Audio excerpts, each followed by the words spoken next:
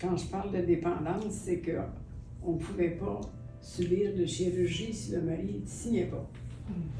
Ça, c'est d'être dépendant, pas à peu près.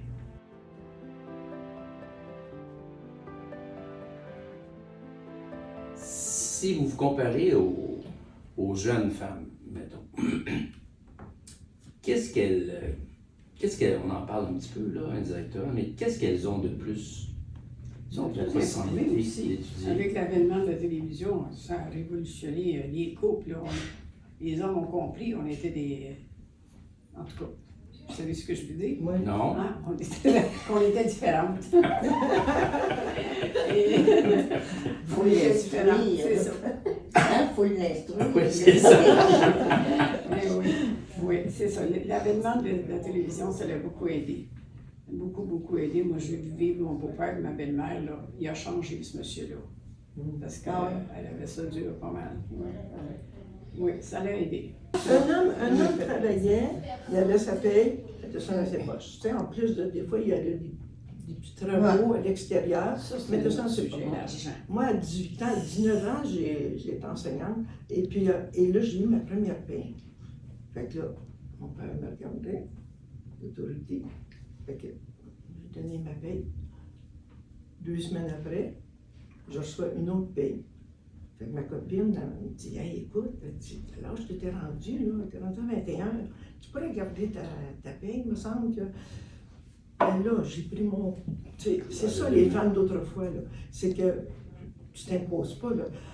Tu prends un grand respect, tu rencontres ton père, tu l'affrontes, puis tu dis, sais-tu quoi, je pense que je vais être capable de le gérer. Je vais te donner 15 piastres, parce que dans ce temps-là, on gagnait 2500 piastres par année. Je vais te donner 15 piastres pour la pension, puis le reste, je vais le garder.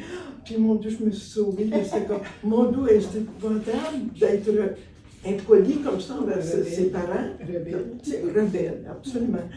C'est des petits pas qui fait qu'à un moment donné, on s'est émancipé. Oui. Ça n'a pas été une éclosion. Là. Quelle valeur ou tradition de votre époque, plongez-vous quand vous aviez peut-être une vingtaine d'années? Quelle tradition de cette époque-là que vous souhaiteriez qui existe encore aujourd'hui? Pas tant. Pas tant? Pas tant. Pourquoi? Non, parce qu'on était dépendants toujours. Juste le fait que une fois qu'on se mariait, il fallait rester à la maison, élever les enfants. On devenait mineurs. Puis que se faire dire pourquoi tu irais étudier, tu n'as pas besoin de ça pour élever des enfants. Ben, il a fallu se battre. Puis mettre des contrats au contrat. Moi, j'ai dit, je me marie pas si tu me promets pas de me laisser continuer de travailler. Peut-être à temps partiel, mais je n'abandonne pas. Ça a été respecté? Disons que oui, ça a été respecté, mais avec le temps, disons que c'était, il y avait comme une petite crotte sur le cœur, comme on peut dire. Alors j'ai payé cher 20 ans plus tard. C'est-à-dire? Ben c'est qu'il est parti. OK. Il est parti, puis je me suis retrouvée avec 3 enfants à élever tout seul, puis 0 sou. J'ai tout perdu. Avez-vous l'impression que c'est parce que vous n'étiez pas dans la bonne génération?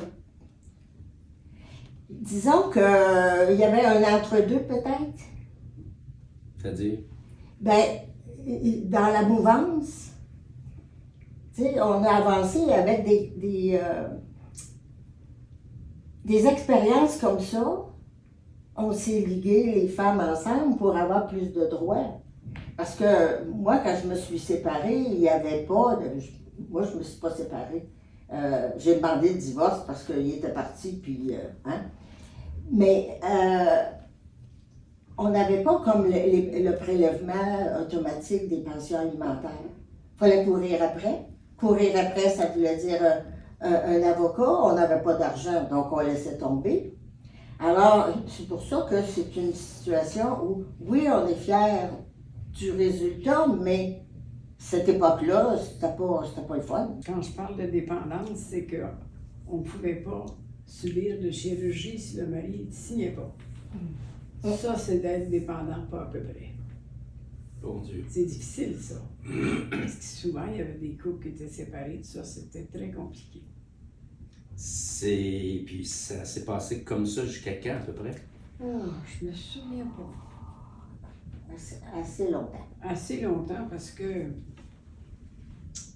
sûrement les années 60, sûrement.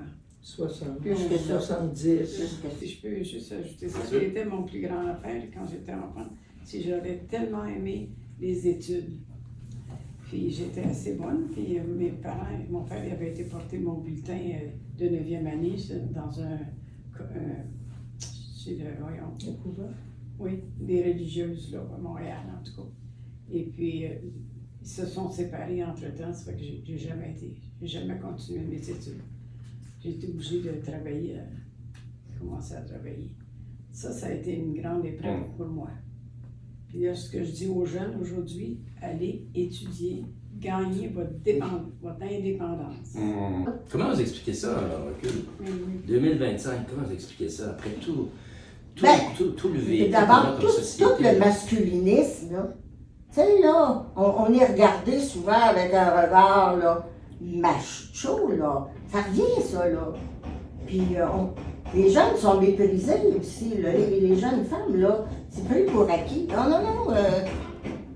Si on remonte juste un petit peu, là, peut-être de 20 ans en arrière, là, 20 ans, 25 ans, si on regarde tout, quand à un moment donné, tu sais, moi là je parle, tout va bien, puis bon, mais à un moment donné, là, les femmes s'émancipent, ah ben là, hey, on va la laisser tomber, on va aller chercher une autre, et là il y a des séparations, des divorces. Pendant 20-25 ans, nous, on a travaillé, moi, je trouve qu'on a travaillé pour faire des petits pas, pour tenir tête à nos parents, tenir tête avec l'autorité dans notre métier. Bon, on fait des petits pas tout ensemble. Le mardi soir, bon ben là, ce soir, je laisse mon mari à la maison, puis je m'en vais manger, c'est le 8 mars, on s'en va manger juste des femmes ensemble. Mon doux, le mari, comment ça? Non, c'est comme ça. Alors, donc, tranquillement, pas vite, on s'émancipe, on a avancé. Et tout à coup, il arrive des séparations, des divorces. Les femmes n'ont pas de pension, les femmes n'ont pas d'argent. Et là, c'est des années qui passent ça.